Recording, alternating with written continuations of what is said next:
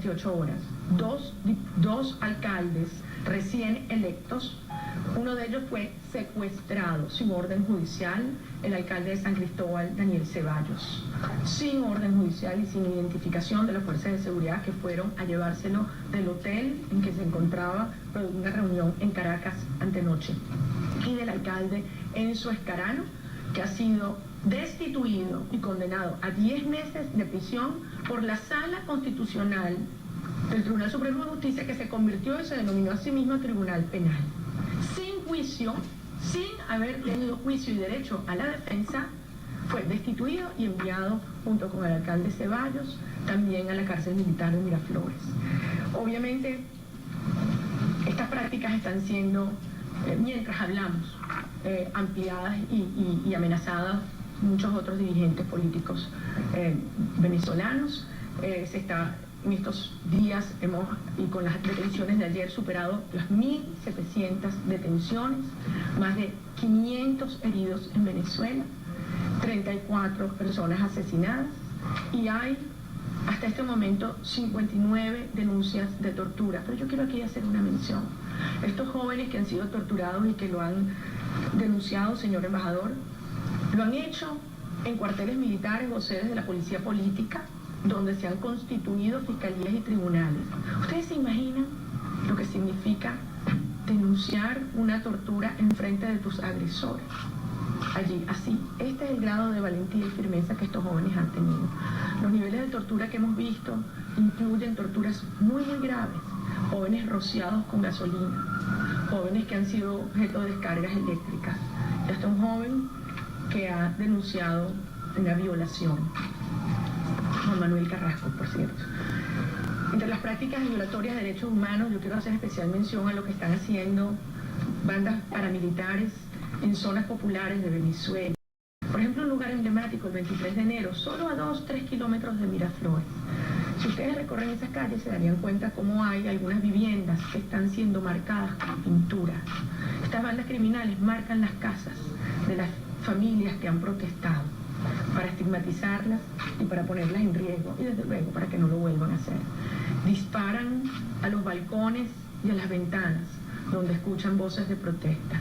Esto está ocurriendo en muchas de nuestras zonas populares. Y obviamente quiero hacer mención a lo que significan saqueos inducidos, promovidos por las propias fuerzas policiales o bajo su tolerancia, y la desaparición forzada de personas. Es conmovedor escuchar testimonios de jóvenes que han sido protegidos en su protesta por vecinos en casas o residencias privadas, y que por la fuerza entra la policía y se los lleva arrastrados, amenazando a las familias que les dieron cobijo. Una breve mención a por qué yo decía que esto es una política de Estado. Esta represión y tortura es política de Estado.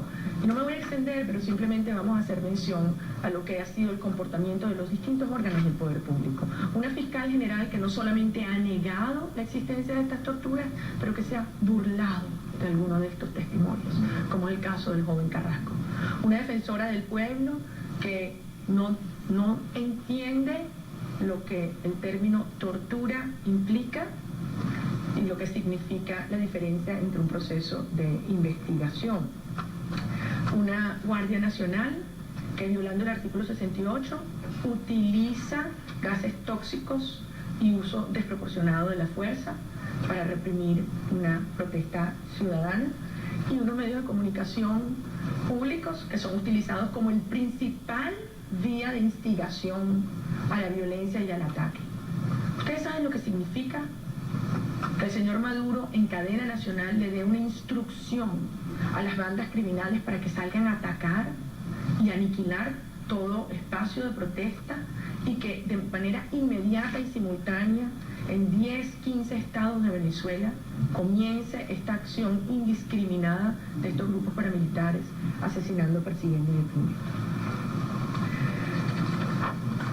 Quiero hacer una breve referencia a la Carta Democrática Interamericana, porque no solamente se trata de la violación de los derechos humanos, que claramente está contemplado en su artículo 3 como uno de los elementos esenciales de la democracia, pero también se refiere a la separación de poderes, al Estado de Derecho y al pluralismo. Separación de poderes, cuando el señor Maduro ordena que se detengan determinados alcaldes que sean puestos presos y ya llevan 2 de 5, o cuando ordena que se le quite la inmunidad parlamentaria a una diputada. Separación de poderes, cuando vemos cómo los tribunales, acatando órdenes inmediatas, se constituyen en los principales acusadores de nuestros jóvenes. Pluralismo político, cuando sabemos que hay sedes de partidos políticos que están siendo allanadas en estas horas y criminalizando la disidencia de todo aquel que se atreve a alertar sobre la situación de la democracia en el país.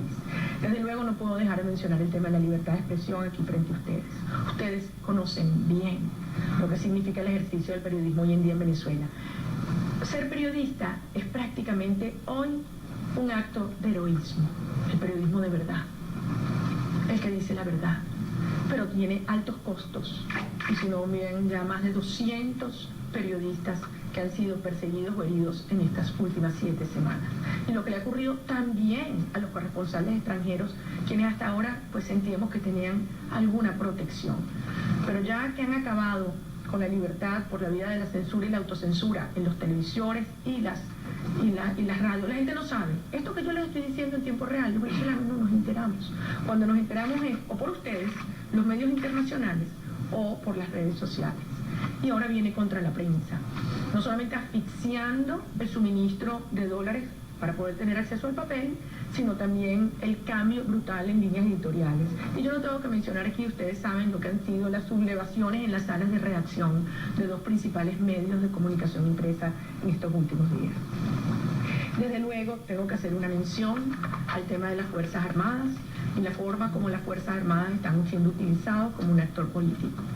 El acto que vimos el pasado sábado en los próceres es algo bochornoso, donde obligaron a nuestros militares a hablar y actuar como militantes, violando el artículo 328 y 330 de la Constitución. No puedo en este momento dejar de hacer una mención como venezolana a la humillación y la indignación que significa la entrega de la soberanía nacional a Cuba. Yo solo les pido, todas vienen de distintos países, ¿cómo se sentirían si en sus respectivas naciones el sistema de identificación de su país fuera controlado por funcionarios de otro país?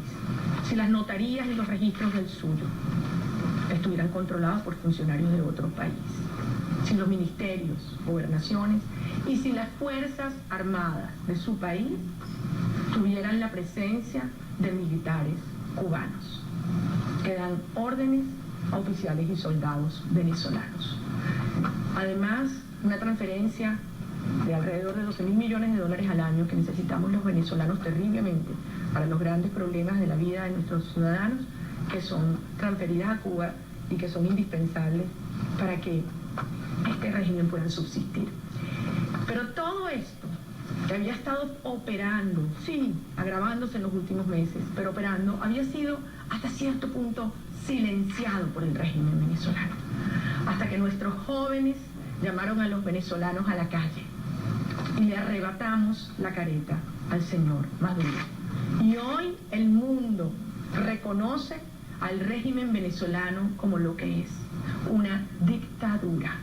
¿Cómo se llama un régimen que persigue? ¿Cómo se llama un régimen que reprime, que tortura, que censura y que asesina manifestantes en la calle? Hay que llamar las cosas por su nombre, y en Venezuela hay una dictadura.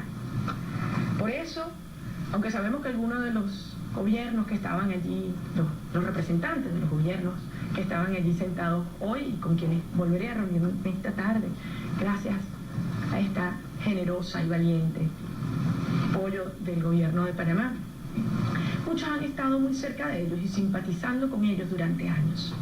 Pero aquí, hoy, se ha cruzado una línea roja. Y esto es insostenible.